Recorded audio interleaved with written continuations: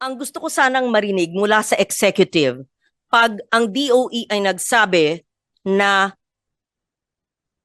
the country will run dry at tinanong natin sa ating crisis committee ano ang implications nito at ano yung action plan, ang gusto kong marinig sana, impact if we run dry. Wina-warning ni Pangulo na grounding planes due to fuel shortage is a possibility.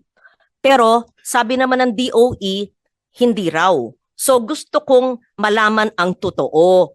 Kung accurate ba yung sinabi ni Presidente that airplanes will be grounded or not?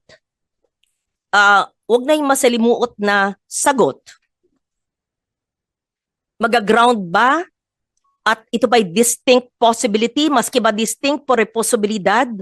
Kasi sinabi ni Pangulo na maaring the planes will be grounded. Pero sabi naman ng DOE, hindi, it's okay. So, problema ba? May posibilidad ba?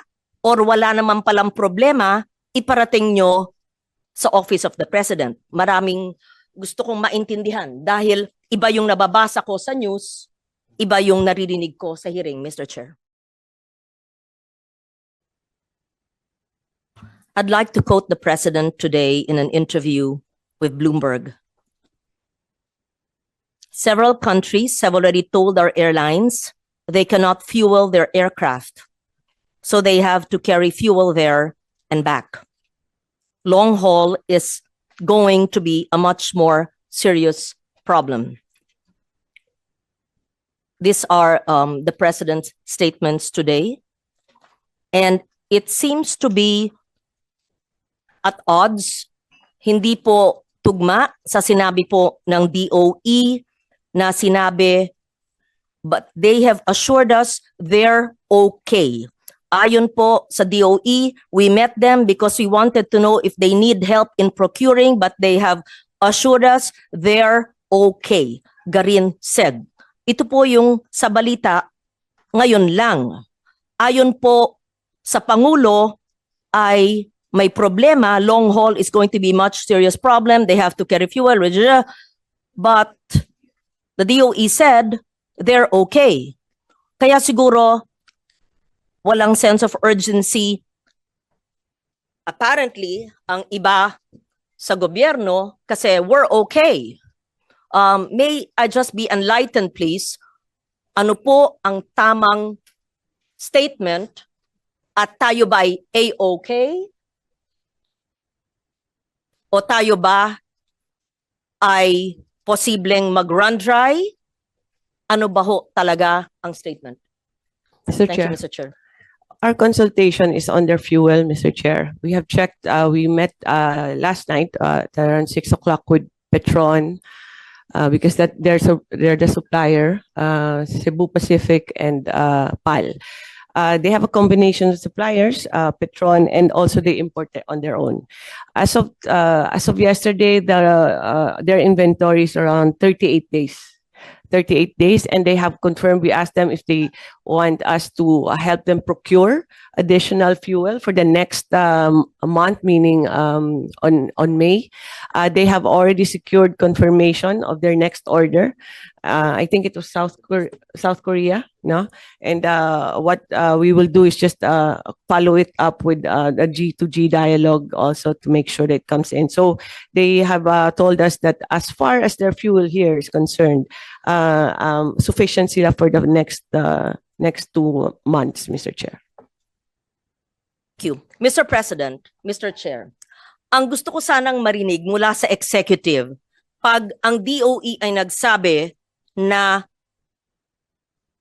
the country will run dry at tinanong natin sa ating crisis committee ano ang implications nito at ano yung action plan, ang gusto kong marinig sana, impact if we run dry. Ano? Transport stops? Ano ngayon ang action plan? DOTR. Food supply is disrupted. Ang ngayon ang action plan? DTI. Emergency services stalled. Ang ngayon ang gagawin ng DOH at iba't ibang ahensya ng gobyerno. prices spike as they are doing now, ano ngayon ang ginagawa nyo, DA at DTI? Agriculture gets hit, it's already hit, and farmers and fisher folks, despite being half of our population, only, tama ba yun, 44,000 lang mabibigyan ng ayuda? Ano ba yun?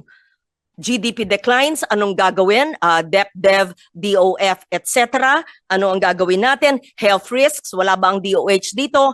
Ganun sana ang ating gustong marinig mula sa gobyerno, sa executive, sa pagpulong na ito. Mula tayo ng 9:00, hindi masyadong mga motherhood statement. But having said that, I don't think they're prepared for that. Perhaps in the second hearing, they could be more prepared and not come late. It was also stated that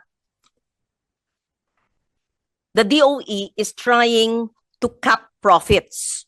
To cap profits. So pwede pala eh. Diba? Sinabi ba nyo yon? To cap profits. Why just now? Ano pa ang natuklasan sa nakaraang 4 na linggo ng DOE? Ano ba ang usual na margins ng mga kumpanya?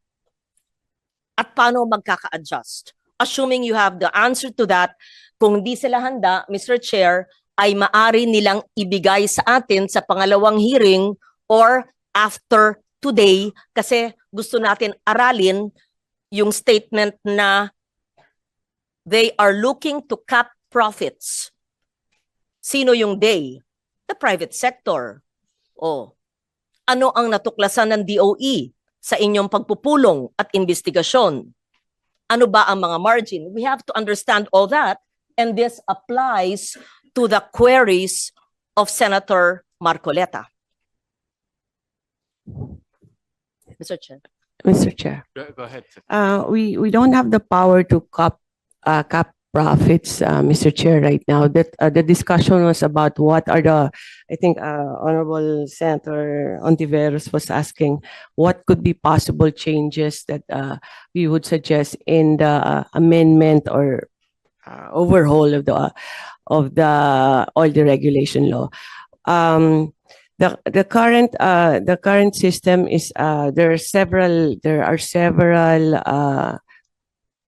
parts of the supply chain until it gets to the gas stations, and at this there is a difference, a huge difference between a gas station in, let's say, in a town in Mindanao and in NCR, and that's what we want to explore the possibility of that in times of emergency or in times of like this, there has to be a certain limitation para hindi masyadong mabigat po sa mga consumers natin.